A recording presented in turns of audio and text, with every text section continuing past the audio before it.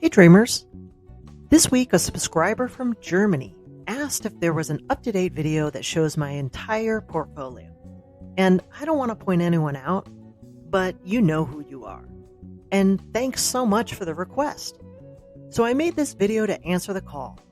And it really shows the results of my recent optimizations. In fact, I realized that I have reached a new milestone. Over $70,000 in annual dividend income. Wow. Now I just need to get to that ever elusive $100,000 goal of mine. Anyway, well, without further ado. All right, so here we are in my spreadsheet, and I'm going to show you all of my dividend stocks from top to bottom. So starting with my biggest position, it's ticker symbol MO Altria. And you can see here I have over 3,000 shares and $164,000 in current value, kicking off an income of $11,393. That yield is 6.93 as we speak. But when I started buying, it was in the 8% range, so feeling pretty good about that. My next biggest position, and I've worked really hard to get this one as high as it is right now, is BCE. Canadian Telecom, loving this one, super stable. I've got 2,297 shares, over $118,000 worth. It has a yield of 5.61 and kicks off an income of $6,664. Going into the third position is ticker symbol PM, which is Philip Morris. I've got 728 shares there, $79,000 worth. It's got a yield of 4.6 and gives me an income of $3,636 every year. Going into the last part of my top five is two healthcare companies. So we've got ABBV, ticker symbol ABBV. 514 shares there, $75,000 worth, a yield of 3.84, and it kicks off $2,894. So this one has just been an awesome stock for me. Appreciating in price, doing well as a business, nice yield. So I'm very happy with that. Pfizer, PFE.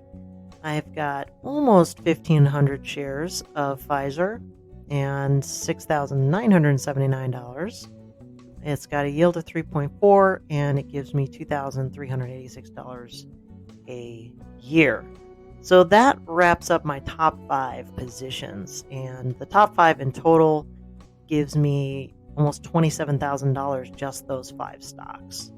And $27,000 is off of just over $500,000. So it's $507,603. So those are my top five. Going into the next, we've got T. Now I've worked really hard to keep this one in check. I didn't want it to be in my top five. I'm not investing more in it.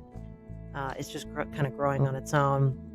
I do think that we will see some appreciation after the big event happens with dividend cut and the spinoff. But for right now, got 2,879 shares, $67,000 worth. It is just beautiful at 8.85. Now we know that's going to be pretty much sliced in half. So this nearly $6,000 a year will become $3,000.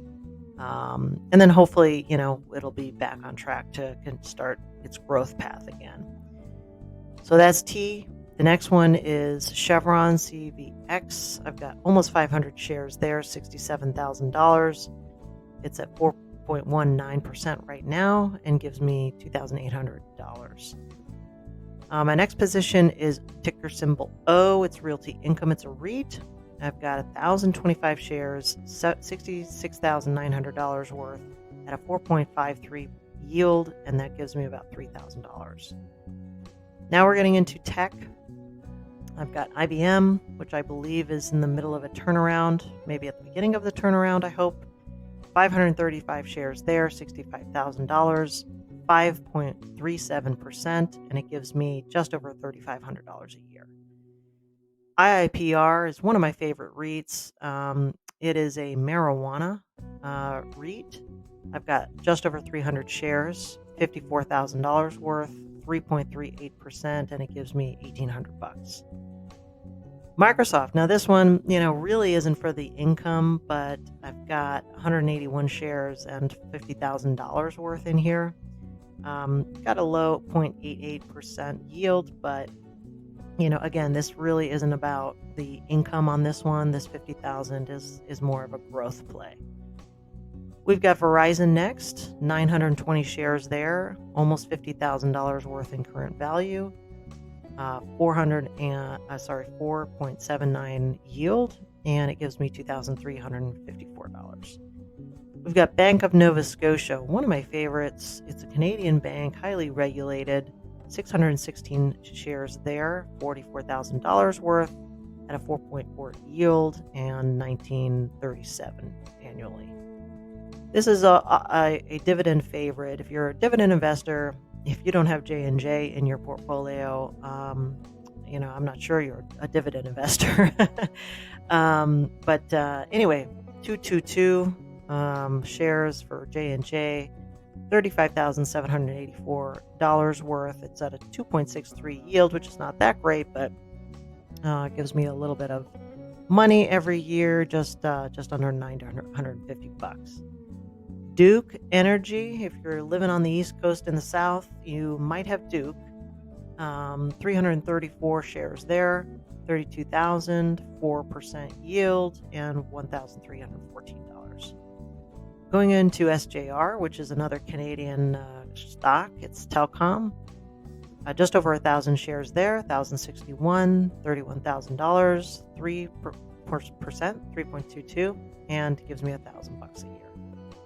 Ben, I love Ben. It's a dividend aristocrat, 1,041 shares, $30,000 there, 4% yield, and $1,209. Here's another REIT. It's more of a commercial REIT, STWD. I've actually taken this down many times because it just got huge in my portfolio, but it keeps growing and growing. So anyway, where we're at now is 1,152 shares, $26,800, 8.25 yield, and it gives me $2,210. Rounding out the top 20, the last two is CFG, Citizens Financial, 481 shares there, almost 25,000, 3% yield, and $750 a year. And last in my top 20 is ABBV. It's a chip maker. It's I worked hard to get this up in my portfolio. I really believe in this. I think it's almost got the trifecta of, pretty good yield at 2.9 and really good growth. So really happy and excited for another decade with this one. 40 shares right now, 22,000, and it's giving me $657 a year.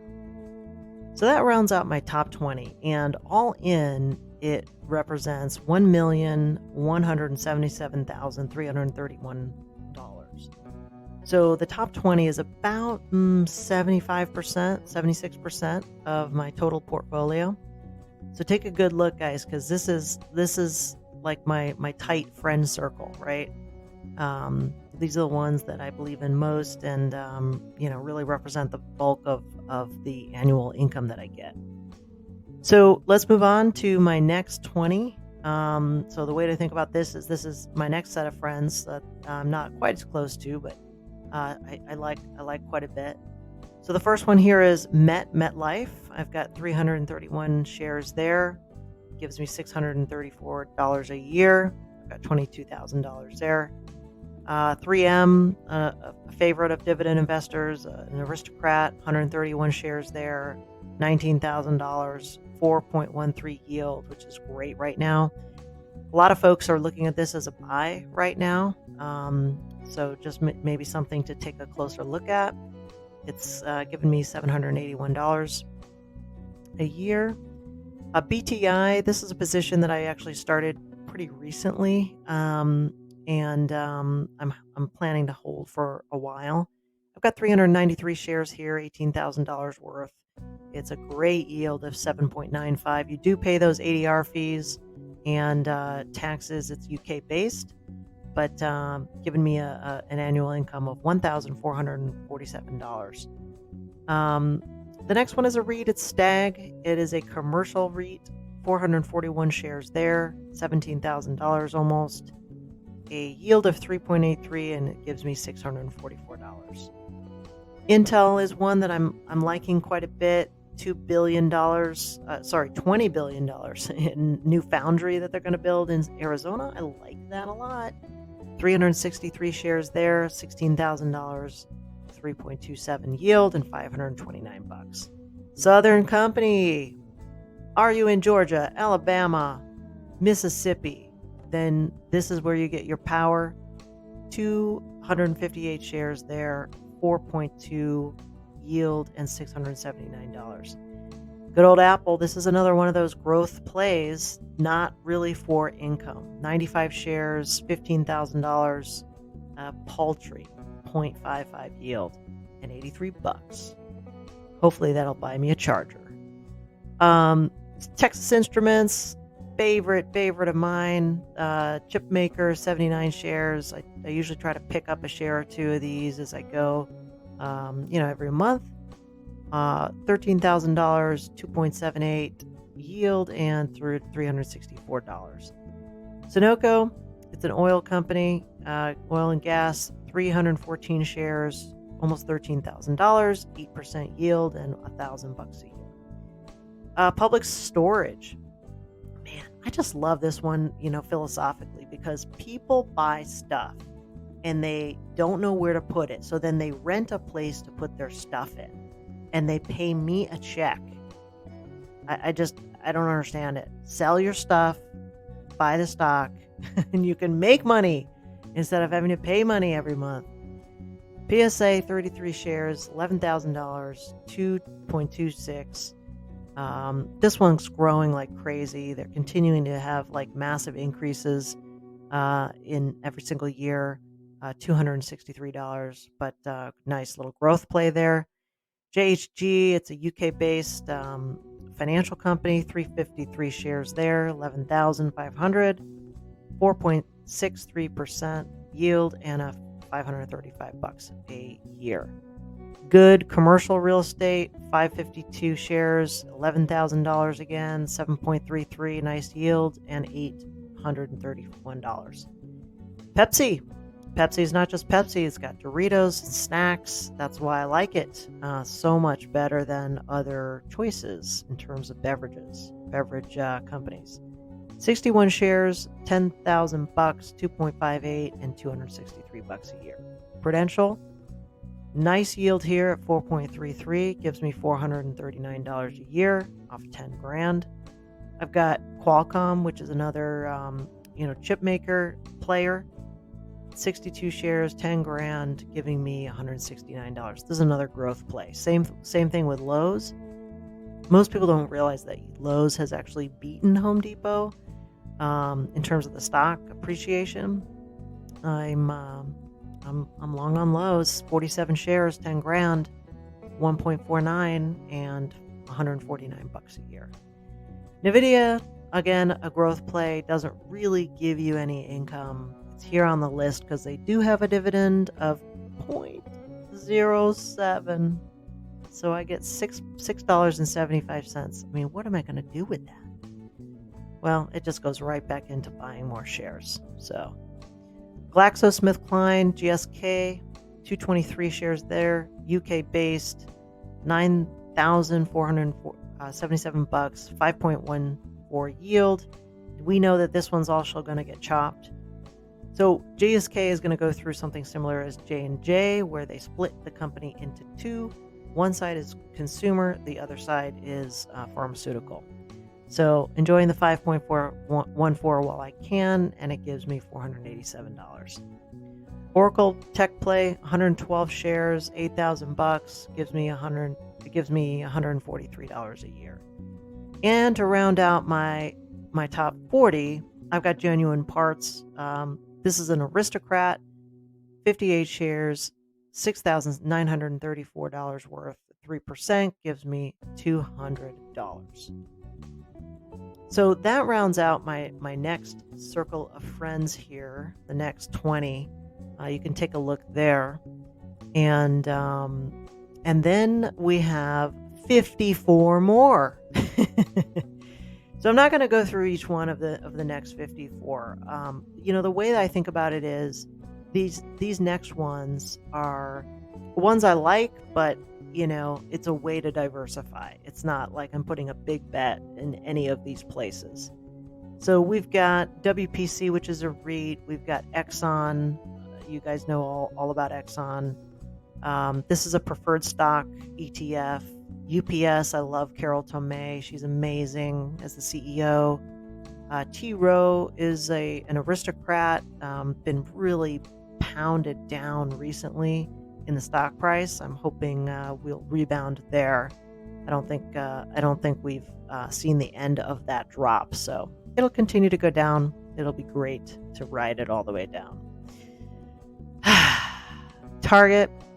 Also gotten pummeled recently. I'm long on Target, love Target. Only a 1.9% yield, so it gives me $91.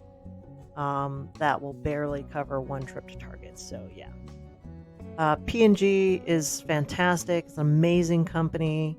29 shares there, $4,500, and it gives me $100. We got some more Canadian banks here. CM. We've got FRT, which is a REIT.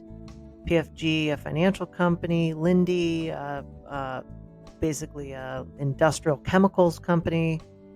We've got Wells Fargo, should do well with the rise of the interest rates.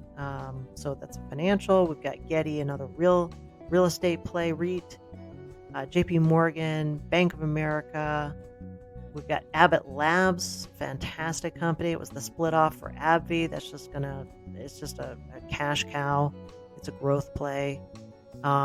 Eaton Vance, this is an ETF. AQN is a recent addition I've been adding to. It is a Canadian utilities company. It's got a great 4.92 yield, so I'm loving that one. Cisco Systems, at 2.79, not too bad for growth. Another financial company, PBCT. We've got EBF, another dividend aristocrat, at 108 shares and 5.41 yield. Very nice. Some Vanguard products here in terms of ETF. We've got VGT, VTI, VNQ. Not to skip over Nextra Energy, which is another growth play. Morgan Stanley, 15 shares there at 2.99. This one's actually done gangbusters for me this year, so kind of a surprise. Then we got General Mills, ORI, McKesson. I just picked up. Very nice looking graph, straight, smooth up to the right, and I'm hoping this one will be a really nice growth play. Got another ETF here at SPHD, BMY, kind of a nice, their financials are looking pretty nice right now. We got VU ETF, HIW, which is a REIT. FedEx, I picked up when it fell drastically recently. Discover Bank, which I love just as a company. TD, another Canadian bank, at 3.41 yield. We've got another ETF, which is preferred stock. ED, which is a utility play up in New York, 3.74 yield there. Starbucks, just been pummeled lately, and you probably saw in my other video I sold a tranche recently, as well as selling a tranche of CAT. RY is another Canadian bank. ZTS is a maker of animal pharmaceuticals. We got Clorox, Kimberly-Clark. These are all under $1,000. Cardinal Health, Medtronic, Stryker. This is a ETF, SCHD, Illinois Tool, TELUS. And whenever you see like one share and one share, I find that when I buy one share, I pay attention to the stock. and I start looking at the research on that company. So that's essentially what I'm doing. I'm just picking it up so that it's in my face. And then I'm making a decision, do I want to go more in or not do anything with it? So that kind of wraps it up. And so the total that we have is 25,567 shares.